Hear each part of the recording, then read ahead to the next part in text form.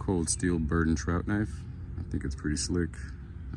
Let's see, made in Japan using Osage steel, which is phenomenal given the price point of like 17 bucks on Amazon. So it's a utility blade. And just for size reference, I wear a size large glove.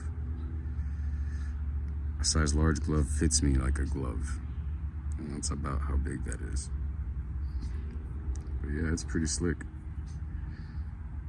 You're able to do most cutting tasks, like if you're fishing, for example, bird and trout, you can gut a fish, tie your lure,